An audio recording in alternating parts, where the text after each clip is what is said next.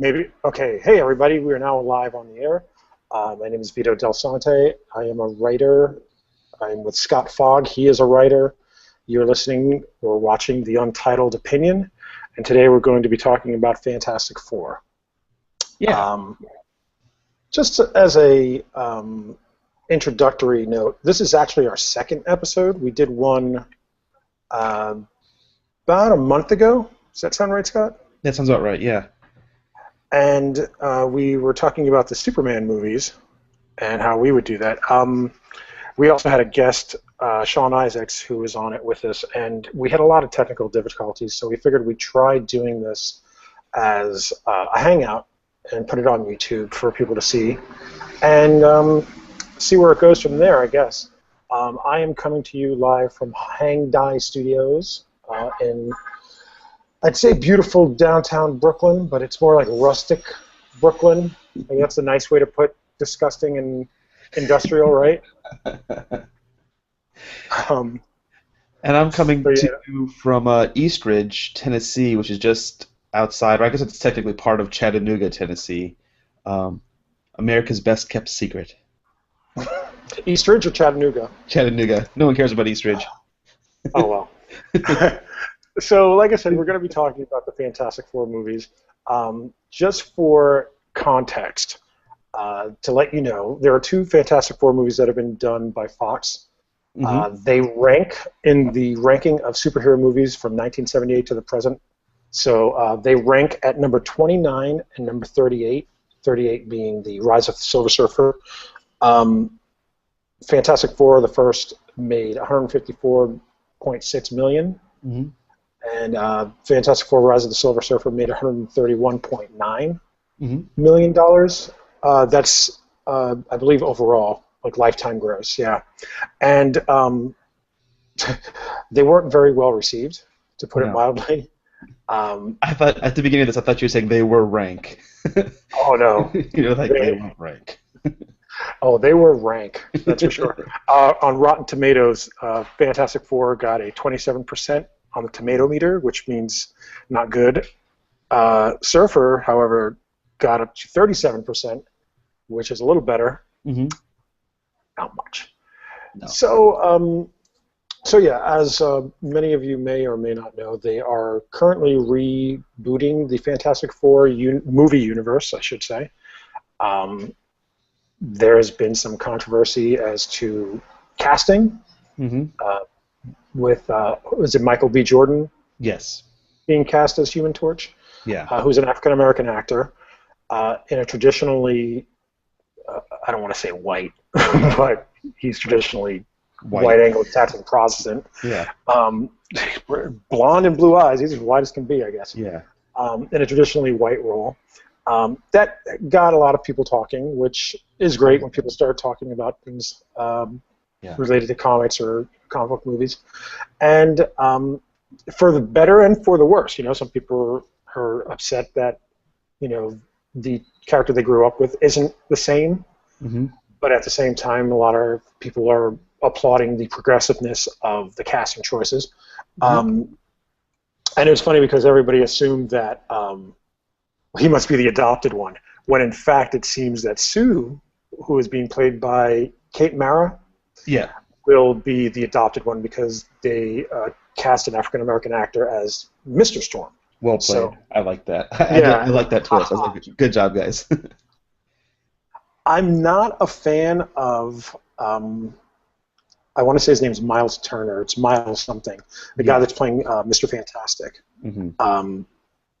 Personally, I mean, I've never seen him in anything other than comedies, and, I can't hold that against him.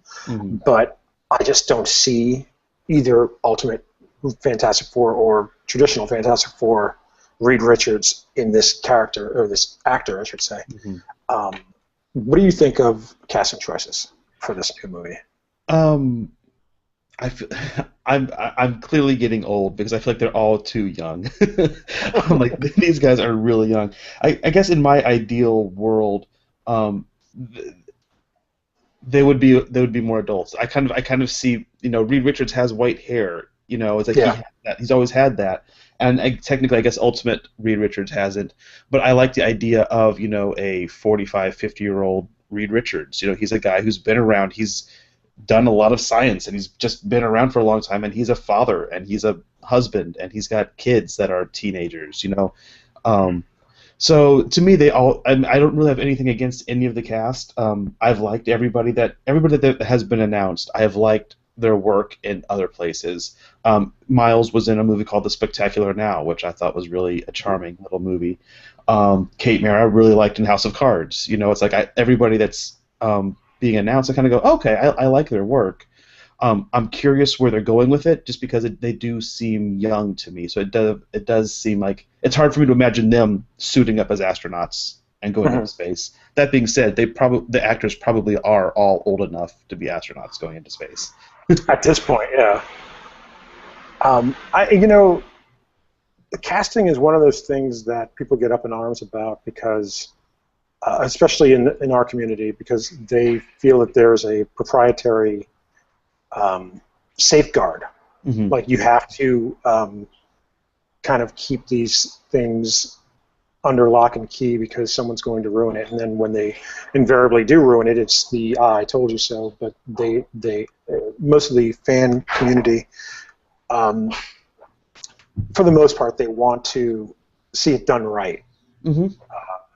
Well, yeah, and it's absolutely. I think it's the conversation that happens with any kind of adaptation, because you have these people who have been fans of a property, whether it's a book or a comic book. They've been fans of it for years, and they've been all alone, possibly, in their little community of people going, you guys should read Game of Thrones, you guys should read Fantastic Four, it's great. And then finally, after being a fan for 20 years, or 10 years, or wherever, they're making a movie, and now the thing that you love is going to be represented to a much larger audience, and so you're a little protective, and you want to make sure that it's represented in the way you've always seen it, and you want to make sure people don't make fun of it, and it doesn't come off as a lesser thing. And they go, oh, isn't this the thing you've always been talking about? And then you're stuck in that position of going, yeah, but the book was better, the comic book was better, whatever. Yeah, I've always, Wolverine is played by a 6'2" actor. Right. And, when I was a kid, I remember getting the official handbook of the Marvel Universe, finally getting the W issue, and being really psyched, because now I can find out all about Wolverine, because he was always my favorite character as a kid. And then being really upset because, I'm really hairy. I don't know if, see. And I just thought, man, I'm almost Wolverine. I have no hair in my head anymore, but I'm almost Wolverine. And then I look in that thing, and it's like 5'4". Who are they kidding? It's like I can never be Wolverine now. But that, that's just me being a 10-year-old kid, just Right. So there's Hugh Jackman, and before him, Doug Ray Scott was cast before he got injured on Mission Impossible 2, I believe, and they don't look, neither one look like Wolverine, but seeing the movies now as we've seen them, either one definitely work as Wolverine. And so and Michael Keaton as Batman was huge, in the fan community, it was a huge uproar, and we didn't know we were going to get what we got. And then when we got Val Kilmer, and then George Clooney, we were kind of all, we want Michael Keaton back. I mean, I didn't have any problem with Michael Keaton personally, because I saw him in Clean and Sober, was the name of it. 1989, 88, I think. So I'm 14 years old at the time, and I'm watching Clean and Sober to see if this actor can play Batman, and I'm like, yep, he's got it. He's got it. He's fine.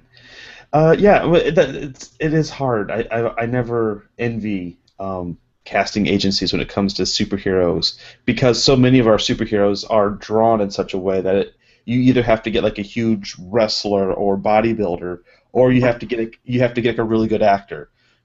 Christopher Reeve to me will always kind of be Superman, but he does not look the way Superman is typically drawn in the comics. Sure. He's in great shape in that movie, and he is Superman in that movie, but he is not this huge kind of guy. So getting back to the Fantastic Four, I think you have a little bit more leeway because they have always kind of been drawn a little bit more standard. I mean, they don't usually have like six packs and huge Sure. muscles and biceps. And then you have the Thing, who whoever plays the Thing, I forget what actor is being cast as that, but the guy who played Billy Elliot, I can't remember. Jamie Bell. Jamie Bell, yeah. I'm not sure what kind of job he's going to have on set. If he's just going to appear in the first 10 minutes and then it'll just be PG from then on out. If he'll still be on set with a suit, yeah, or if it'll just be completely just replaced. So I do think you do have more freedom with this particular cast as far as finding body types and different, even different races. I think you can totally mix and match. I think it's fine. I'm more concerned than casting just about like the general tone of the film and like what the film is about, because the Fantastic Four to me, and this is just me as a reader, is about family, is about family and science. How you can use one for the other, and so I'm more concerned about that than like who's going to be the stretchy guy or who's going to be the rock guy. Right. We'll go into casting in a little bit, but basically, let's talk about how we would fix the franchise or what film we would make. Sure. For a little bit of history, this might be something that's not well known, but before Tim Story directed the last two, the original director was supposed to be Peyton Reed. I don't know if everyone knows who Peyton Reed is. Peyton Reed did a little movie called Bring It On, but more importantly, he did a movie called Down with Love. And Down with Love is a period piece. Ian McGregor and Renee Zellweger.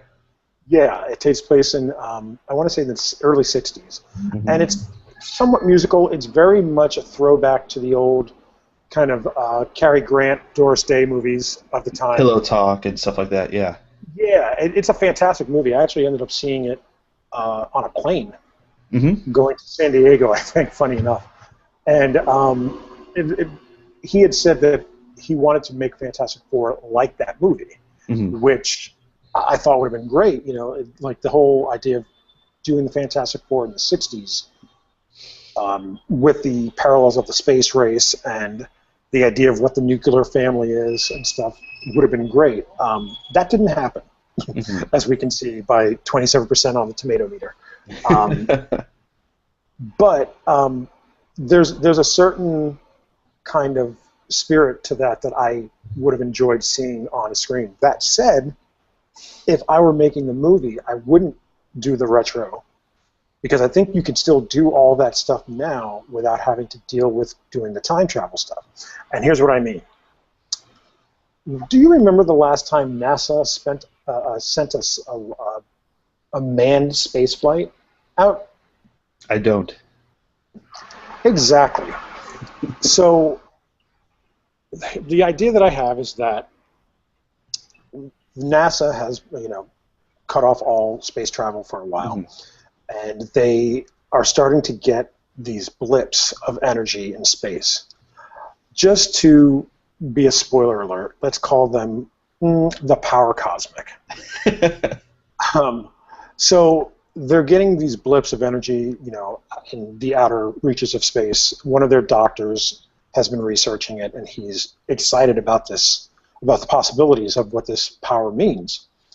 That doctor's name is Reid Richards, and he is imploring all of his employees and superiors to let him take a small crew of people out to space. This crew of people does not include Susan or Johnny, but it does include Ben Grimm, who just happens to be the best pilot. He's the Hal Jordan. If you think about it, he is the Hal Jordan of the Marvel Universe. Yeah. So he is, the best pilot, the best space pilot. Everything. It's just a short jaunt. It's not going to take much time. Just and they all refuse him. And this is why the idea that he's refused is why he goes into space to begin with. He puts everyone's lives at risk. Does something very quickly. And, if you think about nowadays, there are people that are trying to build their own space flight rockets in their backyards. So it's not impossible to think that Reid has done this. He's already, calibrated everything, and he's ready to take it up. And They launch from a secret location, and they go into outer space. They encounter the power cosmic, and the power cosmic is actually not, the power cosmic, but it is cosmic rays. Mm-hmm. And it does affect them. You get the whole origin the way we know it. And the thing is, when you're talking about Superman, Batman, Spider-Man, there are very few of these characters, when you think about it, like, if you really put your mind to it, that we know their origins. Captain America, maybe. Mm-hmm. And that's, if you take away the movies and stuff, before the movies ever existed, sure, we knew Superman was a baby on a rocket. Yeah. We knew Batman was in an alley with his parents that got shot. We knew Spider-Man couldn't stop his Uncle Ben's death. There are very few characters like this in all of comic books. So to do the origin story for the Fantastic Four and to do it right, because let's remember they didn't do it this way in the movies. They had Doctor Doom with them. Yeah. They were on a satellite and they got hit with rays. So it was kind of right, but mostly wrong. Yeah. So to do it the right way, to do it the way Stan and Jack saw it, is important. You don't want too much rehashing, but at the same time you have to. If you haven't seen it done right, then there's still a chance that you can see it done. Mm-hmm.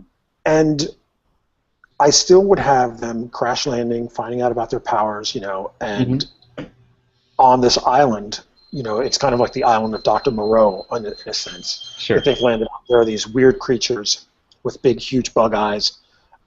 There are these big, huge monsters like, not Fin Fang Foom, but, like with these weird names, they all say their own name almost like Groot. Like they just say their names constantly, right. Repeat it. And the person that's running this weird island is a little man who has learned how to control these animals, and his name is the Mole Man.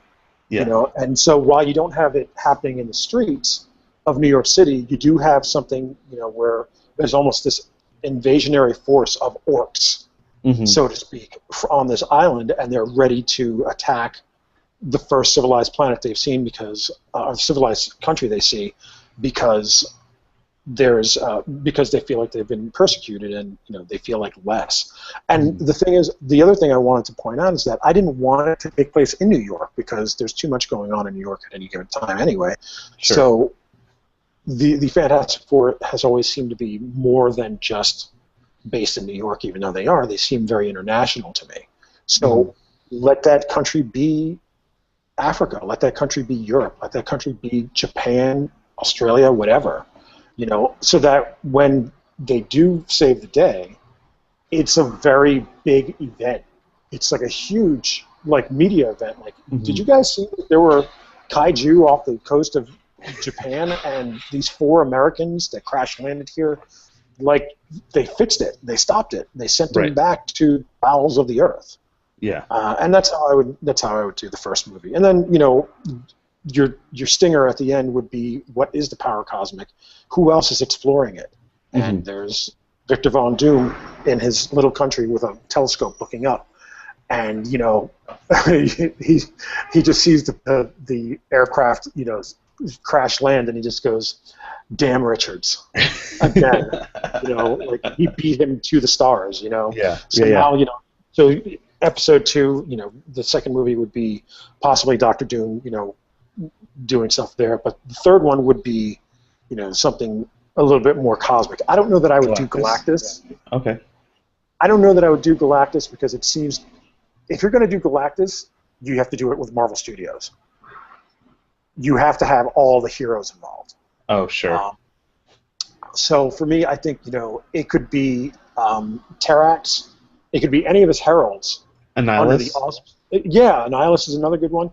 But under the auspices of they came, to take over the world on behalf of someone, but they either they say the name or they don't. It's just kind of the mystery. We all know who it is.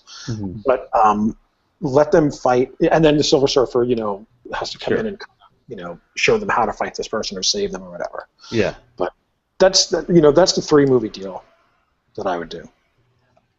The floor is yours. Okay. Mic drop. I don't know if I want to follow that. Yeah, you can. I would make it a period piece. That to me, like that's funny. As soon as you started talking about it, I was like, oh, we're gonna have the same idea. And then you took a quick right turn away from the 1960s. Right. I've always like somebody mentioned that, and I think it may have been in touch. Phil Noto drew a bunch of really cool kind of like candid snapshots of like. Mhm. Did you see those? They Oh went yeah. online where it's different Marvel heroes and characters just kind of hanging out at different parties. Like, oh, here's Sue Storm in 1963 in Manhattan, and here's so and so, and seeing those, it just clicked with me. It's like that's the movie I want to see. Like I want to see it like just basically the way Jack Kirby drew it. Like that aesthetic, I think would be really neat, and I think the setting it in that Mad Men era of put it in the 1960s where you have this science that is really starting to grow, and you have the science technology is replacing science fiction, but you still have so much science fiction, Mhm. because I think there's been rumors recently that Fox wants to unite the X-Men and Fantastic Four movies. They want to they also want to have a shared universe the same way that Marvel has a shared universe. I wouldn't worry about it. I'm like, let the X-Men movies be the X-Men movies. The Fantastic Four, you're rebooting it, you're doing something completely new. I would push for like a cool 1960s look to the whole thing, and doing like that space race. You have someone like, this is our best foot forward. We're going to send these people, these men and women, into space, and something happens. To me, I think that what the broad stroke movie I would do is one's kind of similar to what you were saying. Actually, is the idea I've always had was there's something in space that they need to go explore, and in my head it would actually be an maybe unintentional, but maybe an accidental or maybe on purpose alien invasion, where they interact with something in space, they Mhm. crash land, and kind of like that I think is it Fantastic Four issue 1 where you have all four of the guys fighting the creature coming up out of the Right. street. Mhm. Basically that like that is your movies. Like they crash land and these other pods or like meteors or whatever are crashing and hitting the city, and their eggs are opening up and these creatures are coming out, and it's these four save the day, and not and doing it in such a way that it doesn't necessarily have to tie into any of the big villains that we've come to know. That may be. I mean, I know for licensing and toys, you probably want to include a Mole Man or a Doctor Doom or somebody like that. But I'm not convinced you need that straight Sure. off. I think you could start off by going, we're just going to establish these four. Uh, this is the unit, and then in future movies, future installments would explore the other people who they end up encountering, or people who come into their lives or whatever. There's also another part of me that almost doesn't want to see another origin story, since we kind of. I feel like the Fantastic. I think it could be handled in a very similar way that the Incredibles was handled, where you just get introduced to these four people. Like this is where they live. This is the Baxter Building. Everybody, since the Fantastic Four in the comics have also always been just one part celebrity, you could introduce them in that way. Someone's like, oh, everybody knows the story of the Fantastic Four, how they went into space, they came back with powers.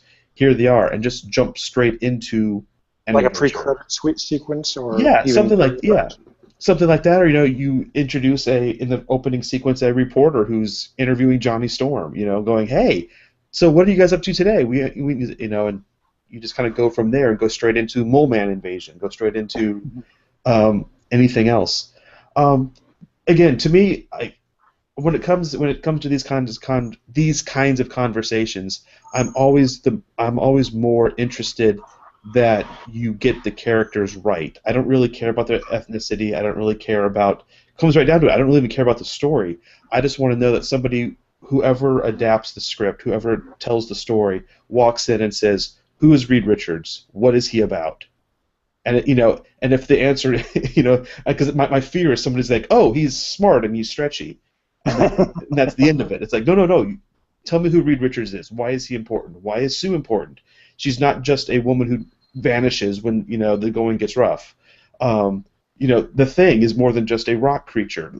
Let me know who these people are. I mean, it's the way that the Marvel movies, the Marvel Studios have been approaching the characters, where they really are presenting a nice condensed version of each of these characters, even if they don't completely represent the 50 years of comic book history they come from. Do you think it's important to have that sort of level of celebrity that you're talking about within the story, or is that something? No, I'm saying that's one aspect that you could take with it. Like if you just wanted to, that's an idea that they've always played with in the comics. Especially Johnny Storm has always kind of been the guy who the media loves, and he loves the media. Right. I don't think you'd have to have it. I don't think the Baxter Building has to be, Stark Tower. I don't think you have to have that. It's just another tool in your toolbox. It's another thing that you could use to tell a story. If that's something you want to ignore, if you think it's a more interesting story that you just have this family living in suburbia, go for it. Or if they get kidnapped by the government and they're being forced to work in an underground lab in Utah, okay, go for it. Just as long as those characters are represented and the spirit. To me, that's always that's always the argument I get into with people when they talk about adaptation. I don't need a word-for-word translation of the comics or of the book. I don't need that specific sequence that was that amazing sequence in the book. I don't need that on the screen for me. I want the spirit of the story, like the broad. Give me the broad strokes. Give me that level of accuracy where you know who these people are. So if you put them in a new situation, you know how they're going to respond and react, and you don't have to transcribe. In issue 17, he said this. Make him say that. You're a filmmaker, so you're probably a better student of film than I am. Have you ever seen, or have you seen anybody come close to translating Kirby tech on film? It's a good question. For the podcast, for the listeners, I'm just staring off into space thinking.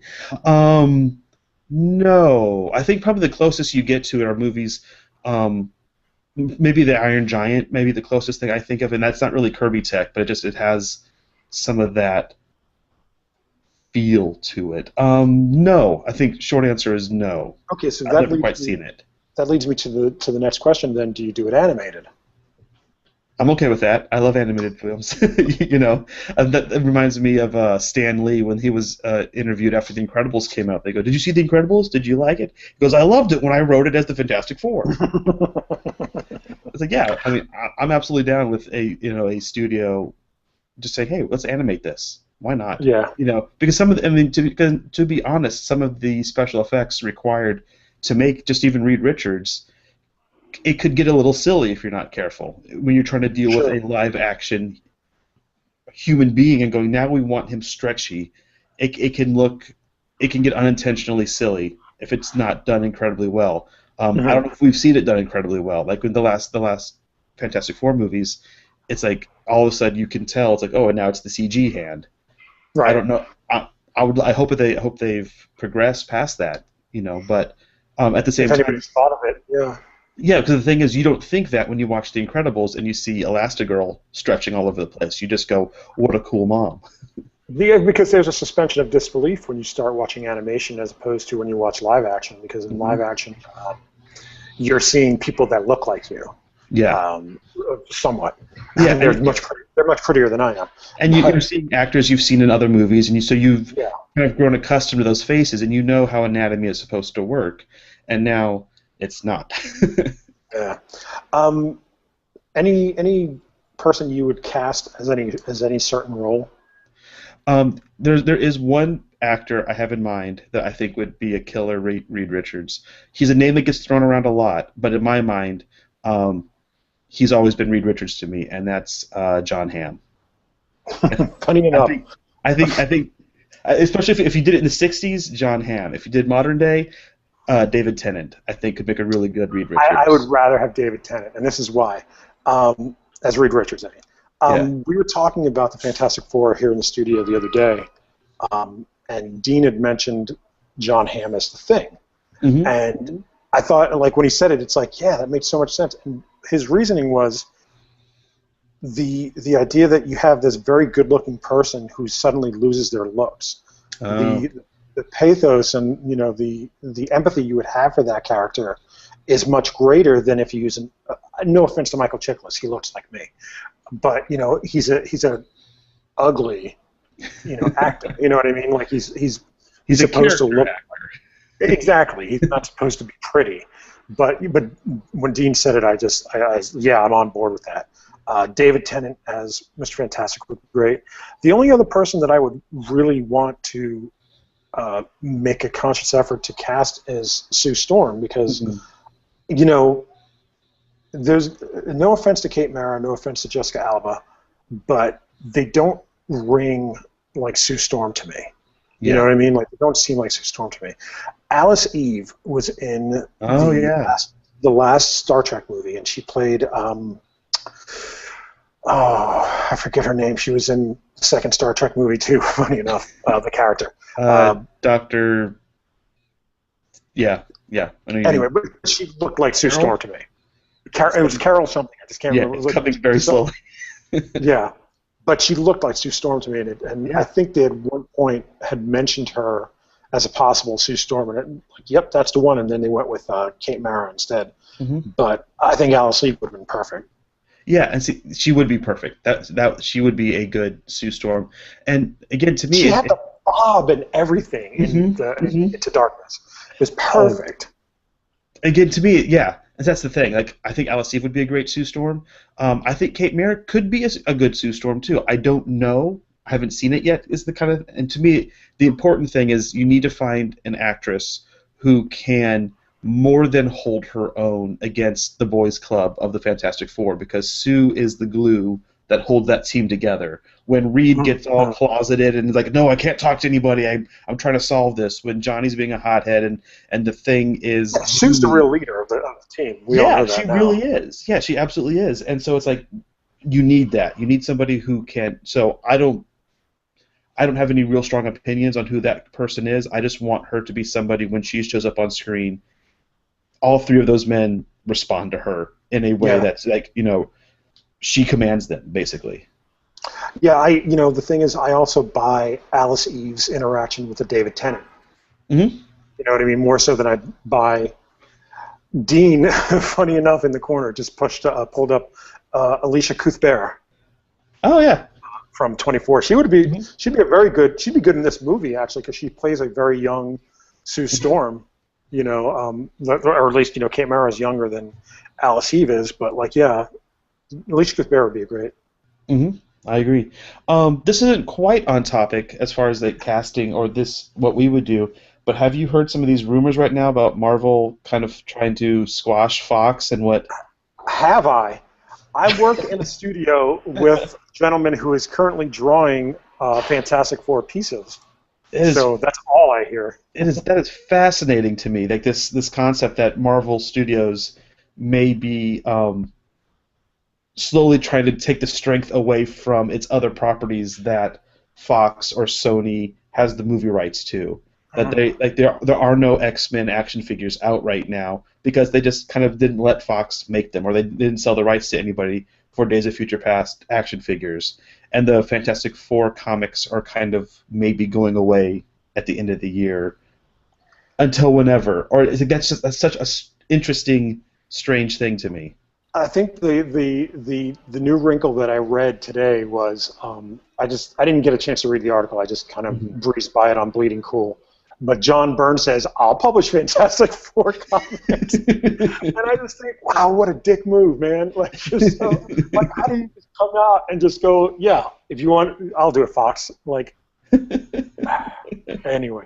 And, and it's funny because I was saying, well, maybe Marvel has seen early footage, and then somebody else said they haven't shot anything yet. Yeah. So they either have read the script and are just, not convinced, or they just want everything in-house, which I applaud at one point, but at the same time, while it's not the first time that they've canceled Fantastic Four, it's weird to not have Fantastic Four as a comic book. Yeah. Everything I've read that has gone out of the way to say those characters will still exist in the universe and will be appearing in other books. Mm-hmm. You just might not be able to pick up a Fantastic Four book anytime soon. And I'm wondering if this is kind of partly Disney's involvement, of Disney just kind of going, we want to be the studio that makes Marvel movies. Period. Gotta be. Like, you know, it's like, if you're Disney, because Disney has been so, they've gone out of their way so many other times in the past to squash anybody who may infringe on perceived rights that they may have. right? That they just go like, no, if you want those characters, we want you to come to us. We don't want you going to these other people. If you're Disney and you own the catalog of Jack Kirby's catalog, essentially, why wouldn't you want to publish, not publish, but also produce films that, you know, are within your catalog? You know, like, they have nothing to do with the rights that went before them. Yeah. But, you know, they're sure as hell not taking any chances now. If that's what's going on, to me, it's a very interesting, dangerous, long game that they're playing. Because to me, that means what they're wanting essentially to happen is for Fox to eventually go, it's just not worth it to us anymore to make X-Men movies because nobody goes to see them because there's no toys involved, so we're not going to make X-Men movies. Disney, you can have the X-Men back. And then Disney and Marvel will go, yay, now we can make X-Men movies now that nobody will go see them. As two guys that have worked in comic shops, we know that the comics and the movies are totally separate entities. You know, like I don't know how many people, I can probably count on my hand how many people came into the store after a Spider-Man movie or an X-Men movie and said, hey, do you have a Spider-Man comic book? It's few and far between. Yeah. You know, more people see the movies than buy the comics. Yeah. There was something you brought up, though, that I wanted to mention that I actually had a way to kind of, I don't know if I make it cool or what I do with it, but I do like the idea of the X-Men and the Fantastic Four sharing a universe only because these are two sides of the same coin, you know, two sides of the same atomic coin, so to speak. If you have Reed Richards and Professor Xavier doing like lectures on the atomic nature of man, or, you know, mutation or whatever, like I can buy it. You know, I buy that. But absolutely, especially after forcing them together is a little tough. But yeah, like that, I can buy. Absolutely, I think what I've always enjoyed about those two worlds is that it complicates the mutant discussion, because in the X-Men books you have like this really strong human versus mutant. That, you know, these are two completely separate entities, and the humans hate the mutants. And then enter the Fantastic Four, which really are neither. I guess they would be more on the mutant side, but it's like, guys, we all have to get along because you also have other options. Like Spider-Man has had a long-standing stance that I'm not a mutant. I have powers though, and it's very easy to consider me a mutant. And so I think that's because of the definition of mutant in the Marvel universe. Mutant is born that way, whereas the actual definition is something that changes. So, you know, Fantastic Four, by the classic definition, Fantastic Four, Spider-Man, Captain America, they're all mutants, but not within the Marvel universe yet. Yeah, but so to me that would it would take the X-Men movies into a new and interesting direction as well, of that you can have mutations and not have mutants. And I'm totally okay with that, but at the same time, I'm not holding my breath, and that's not what I'm hoping the next X-Men movie is, or I don't even care if the Fantastic Four movie goes that direction, but it could be interesting. Right. Well, that's it for us. I actually wanted to plug you, because if there's anybody that is writing something currently that is more in tune with the tone of Fantastic Four, it's you. That's true. Phileas Reid Knows We're Not Alone is an atomic age, all ages adventure romp. There's a Kickstarter done for it. It was successful, so it will be out probably later this year. Is that safe to say? I mean, later as in not tomorrow? Yeah, it'll be late this year, potentially early next year. We have to crunching some numbers here and looking at what our workload is, and trying to be realistic with everybody. It'll be very late this year, if it's this year. I'd read an FF comic by you. I would. Because I've read your Phileas Reid. You know, I think you kind of have read my FF book. Yeah, exactly. Like, it feels like it is your FF book. I mean, there's a family dynamic. There's no superpowers per se, but there's that dynamic. And funny enough, your Johnny Storm is black too. Mm-hmm. No, it's actually very true. When I was writing Phileas Reid and I was creating that team, I had just come off reading Jonathan Hickman's run on Fantastic Four, and it was Future definitely Foundation stuff. yeah, that his entire run that introduced the Future Foundation. I loved his whole run top to bottom, and so it definitely had an impact. They're very different, but it's still there's definitely some Fantastic Four in Phileas Reid. So where can we find out more about Phileas Reid? I know there's a page. I know there's a web page. Absolutely. I was going to say, the Kickstarter backers, you already know where to go. Everybody else, if you go to phileasreid.com, I'll be posting a lot of things there. That's Phileas, Phileasreid. Phileasreid.com. There's already some stuff there that you can check out, some art, but at the end of this month, we'll be posting, making available to everybody a little 22-page preview of the book. It's a graphic novel. It's 100 pages long. But at the end of this month, we're going to let everybody see basically the first 22 pages, so you can kind of get a better sense of the story and the characters. And it'll be there at phileasreid.com. Okay, and you can just Google Incognito, and you'll find me wherever I sit on the internet.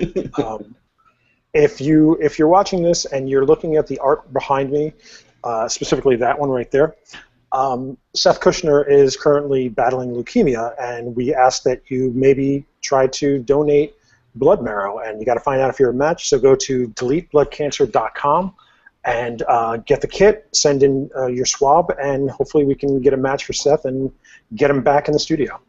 Absolutely. So and then like I said, Incognito is basically where you can find me. That's it. Thank you, everyone, and we'll be back next time with Superman. Absolutely. Maybe this one, maybe not that head, but is that from the multiversity? Which Superman is that? I have no idea, but it's definitely Silver Age. I know it's in the Silver Age he had a lion's head, but I don't think he ever looked that good. So and no, sorry, Kurt Swan, but he just didn't look like that. Sorry. That's totally Christopher Reeve's body. It's totally Christopher Reeve's body, and then it's and then Aslan's head. I don't know. What's even better is that right now, I don't know how it's going to come out on YouTube, but right now it's backwards. The S is backwards, so it's definitely that's the most bizarro of Superman you can get. It's not backwards to me. That's it. That's funny. All right, everyone. Thanks a lot, and we'll see you next time. Bye.